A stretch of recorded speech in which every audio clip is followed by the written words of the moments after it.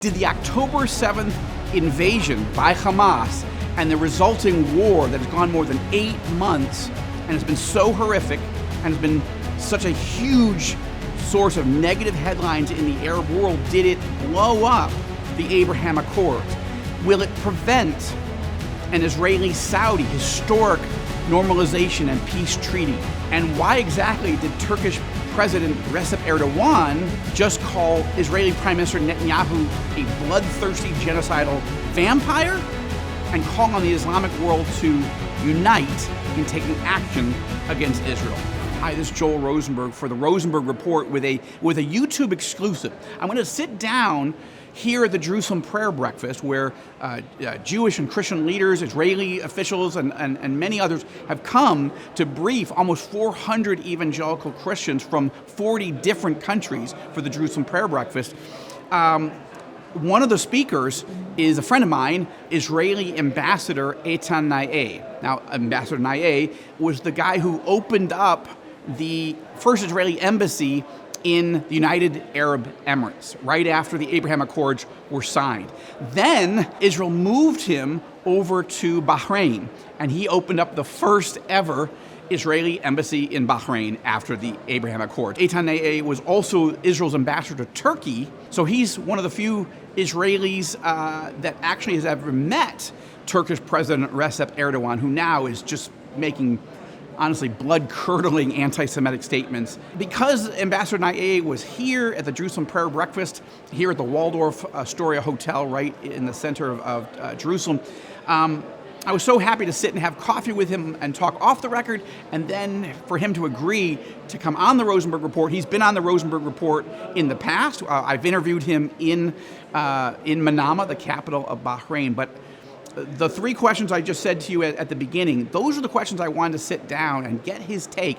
But one other thing that I really found the most interesting, yes, the answer to all those questions, absolutely. But Eitan Na'eh becomes, in this interview, the first Israeli official ever that I've ever met who proactively, without me even asking, started citing from the book of Ezekiel, and not even some passage about the rebirth of Israel, Ezekiel 37. He quotes an obscure passage in the book of Ezekiel, the Old Testament prophet, talking about trade, commerce, relations between Israel and the Arab world. Don't miss this interview. Let's go to my YouTube exclusive interview with Israeli Ambassador Eitan Na'eh. Ambassador Eitan Na'eh, you are a very unique person within the Israeli foreign ministry. You've been ambassador to Turkey. You've been the first ambassador of Israel to the United Arab Emirates as you're just getting that embassy up and running. And then you got repositioned into Bahrain. You've got a lot of regional experience at a time where our relationship between Israel and the Muslim world generally, but between Turkey and the Gulf states, it's extremely complicated. And you're back here in Jerusalem. You were a speaker at the Jerusalem Prayer Breakfast. I've got some questions, so I'm so glad to see you again. And you've already been a guest on the Rosenberg Report. Indeed. But that was pre-October 7th. So thank you, first of all. Thank you for being on the show. It's my really pleasure. I appreciate it. Okay, Turkish President Recep Erdogan has been making some very aggressive statements recently. He called Prime Minister Netanyahu a bloodthirsty genocidal vampire. He told the Islamic world that it's time the Islamic world will unify and take action against Israel because of what's going on in Gaza. That's a government you know, and I assume, but tell me if you've spent time with President Erdogan, what's your read on what's happening with with Israeli-Turkish relations right now? So first of all, yes, I spent some time with President Erdogan when I presented my credentials. Sure. It was a very warm meeting. What year was that? 2016. Okay, so things were different than they are today, or things were changing even then? Somewhat. We just upgraded again the relationships to the ambassadorial level. I just arrived on a Thursday. On Monday, I met Erdogan with my wife and two children, a daughter and a son. And the meeting was very warm. I'm not the ambassador to Turkey now, and I'm not following Turkey very closely. But I think that each leader has their own constituency and politics to run, and Erdogan is no different. Really, no further comment beyond that. I realize you're a sitting diplomat.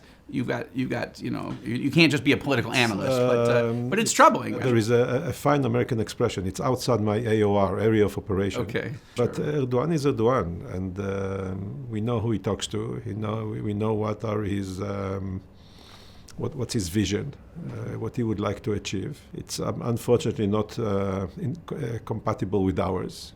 And we leave it at that. Okay. I think that Turkey is an important country. It's young and vibrant. It's located in a very strategic area.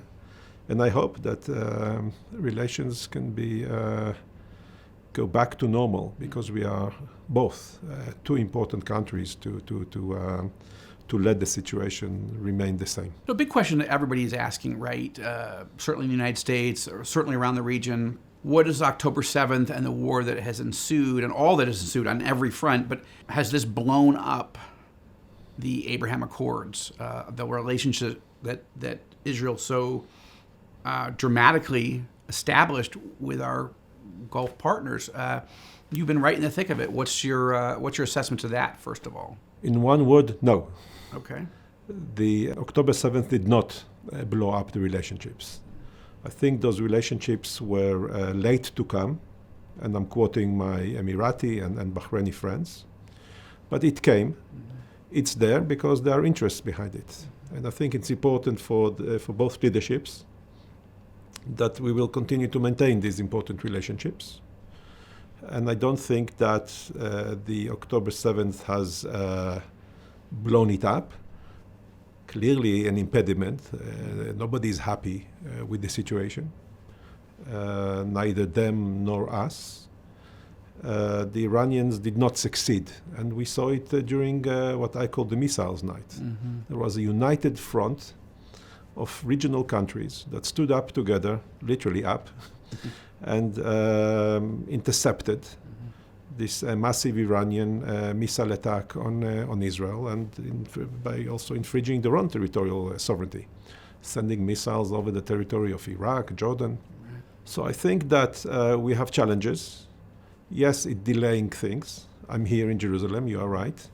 But I think that the interests are there, and we will come back to do what we tried to do when we first set sail or flew to the UAE and Bahrain to build relationships, long-standing partnerships and relationships.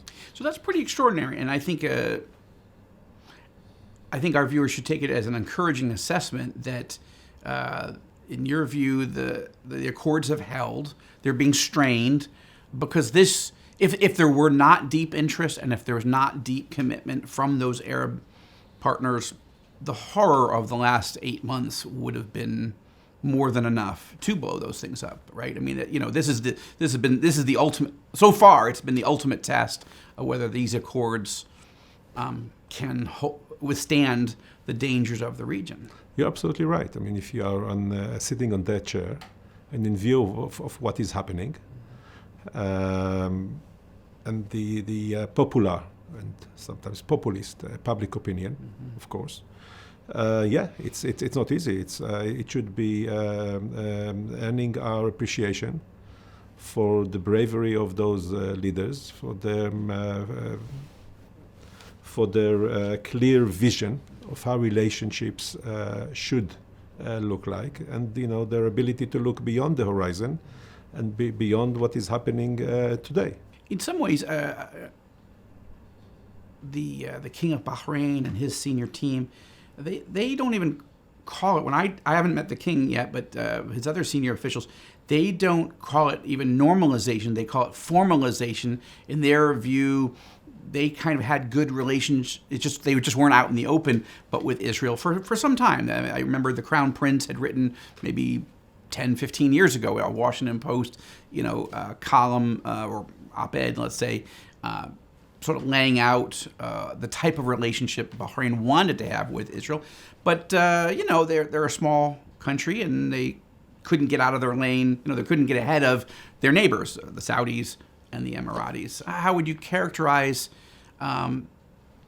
King Hamad's vision of what Bahrain wants to be and the role they want to play in the region, and how relationship with Israel fits in that, as opposed to being a threat to them? They see it as an asset. So look, you're right. That's a fact. Bahrain is a small country. But because of that, one should appreciate the bravery and them joining the UAE and forging relationships with Israel. I also don't feel very comfortable with the word normalization, because I don't understand what we are normalizing. Okay.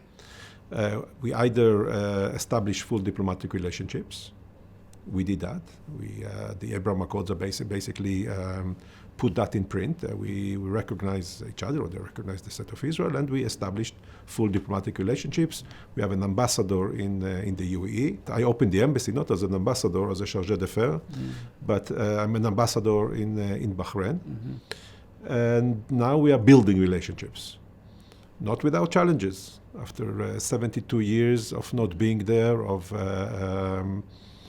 propaganda, anti-Israel propaganda, of hearing one side. I was still in the UAE in Abu Dhabi in May 21, one of the rounds we had with Gaza, sitting in a salon with young Emiratis. On the TV, on a kind of a continuous loop, Sky Al Arabiya showed whatever goes on in Gaza. They were looking. I was talking and looking at the TV, watching the TV, and they said, "But you know what, Ambassador? This is the first time that we get to hear the other side." So things don't change overnight. That's a fairy tale. We have to build relationships, to know how to define exactly what we want to achieve, how to get there, to prioritize, and to work hard and understand that we need a lot of patience. And the key word here is patience.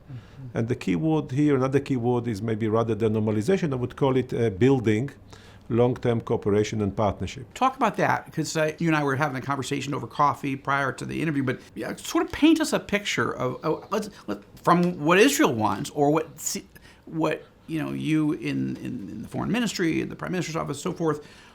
What's possible? What should Christians in the United States and around the world think? Oh, this is the beginning of and it's going to head where? We want many things, but I'll give you one in particular, which is really my vision as an ambassador. I love the Bible. You're not a particularly religious person. No, but I love the Bible. I think it's if anything else, also a history book. Okay. History of religion, history of my religion, and history of the region. And in the Bible, in the book of Ezekiel, there is a verse, Ezekiel 27, verse 20, that actually talks about trade in those days, 6th century BC. Amazing. That's 2,600 years ago, between the Levant. Levant is Syria and Israel's of Lebanon, Syria, Israel of today. Between the Levant and the presidents of Arabs, princes or presidents of Arabs. That was history. That's amazing. We traded.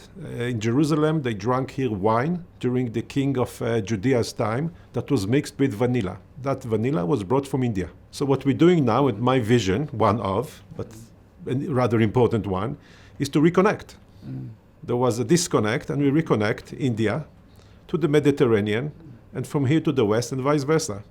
And that will happen one day when we normalize with Saudi. And I didn't say if, I said when. Okay. It's a matter of time, I think. It's an interest of all parties involved. I agree with you, but that itself is a mind-blowing concept. And what we will do is to restart something that existed thousands of years ago. Again, if that's not a vision, what is a vision? That's pretty. Is this sort of Israel 2050, or but I mean, things are moving. I hope Israel 2025. Rapidly. If What's that? I hope Israel 2024. 2024, 25. 2025. Right. You know, but no, I think it's within reach. It's not a dream. It's just a dream. It's. You see a trajectory. You see a pathway. I'm coming from a country of dreamers. In 1897.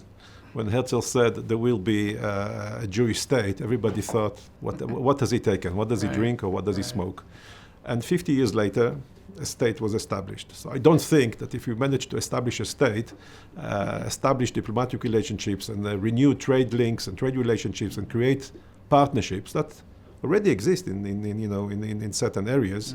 We saw it, as I said, on that missiles night, to translate into a real cooperation and partnership, long-term partnership with the countries in the Gulf. Something else that I think is interesting is because of the danger posed not only to Israel and the Saudis, but to international shipping by the Houthi terrorists of Yemen, hijacking ships, attacking missiles. This is changing the calculus of people who want to trade from the east and bring ships around up the Red Sea into the Mediterranean onward, to considering an inland route that the Emiratis, the Bahrainis, the Saudis, the Jordanians could really benefit from. That's train, that's trucks. That's a very different trade system, and it's very similar. I mean, it is exactly Ezekiel 27, but there are risks to that. Are the Houthis actually and the Iranians actually making that more likely?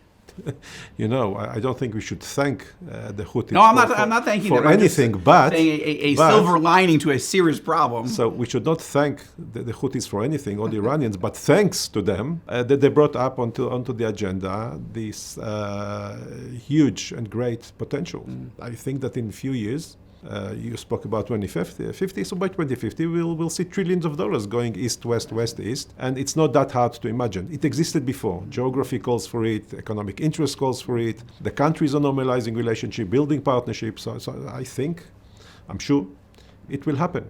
And I'm glad to be at the right place at the right time to start, at least making people realize that it is not just a dream. Well, Eitan Na'eh, you're not only a friend and a very experienced diplomat in a very challenging region, but you win the award for being the first Israeli official ever to quote the book of Ezekiel to me on the Rosenberg Report. God bless you. Thank you very much, and thank my father. Okay, amen. Thank you so much. Thank you very much. It was a pleasure. Always a pleasure. Amen.